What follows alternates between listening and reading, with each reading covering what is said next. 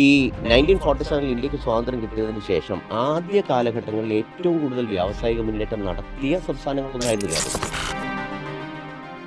കഴിഞ്ഞ ഒരു ദശകത്തിൽ നമ്മൾ കണ്ട ഒരു വലിയ മാറ്റം എന്ന് പറയുന്നത് കേരള സമൂഹം സംരംഭകത്വത്തിനെ വീണ്ടും അക്സെപ്റ്റ് ചെയ്തത്. നമ്മളെ വീണ്ടും എന്ന് ഞാൻ പറയാൻ കാര്യം, ഈ പ്രവാസികളുടെ ഈ ഒരു റോളിനെ എൻഹാൻസ് ചെയ്യാനും യൂട്ടിലൈസ് ചെയ്യാൻ വേണ്ടിയിട്ടും കേരള സ്റ്റാർട്ടപ്പ് മിഷൻ എന്തൊക്കെ പദ്ധതികളാണുള്ളത്?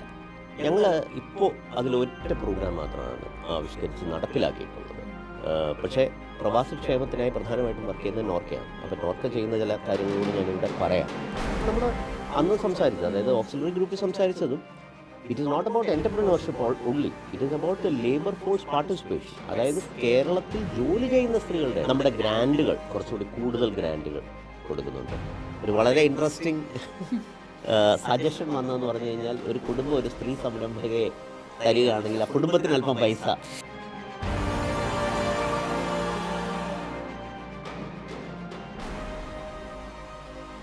കേരളം വലിയ മാറ്റത്തിൻ്റെ പാതയിലാണ്.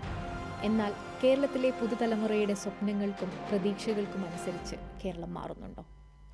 നമ്മുടെ സാധ്യതകൾ എന്തൊക്കെയാണ് കേരളത്തിൻ്റെ വെല്ലുവിളികൾ?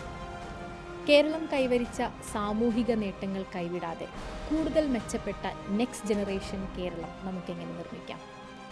ഇത് സംബന്ധിച്ച ആശയങ്ങൾ പങ്കുവയ്ക്കുന്നതിനുള്ള പ്ലാറ്റ്ഫോമാണ് നെക്സ്റ്റ് ജനറേഷൻ കേരള ഡയലോഗ്സ്.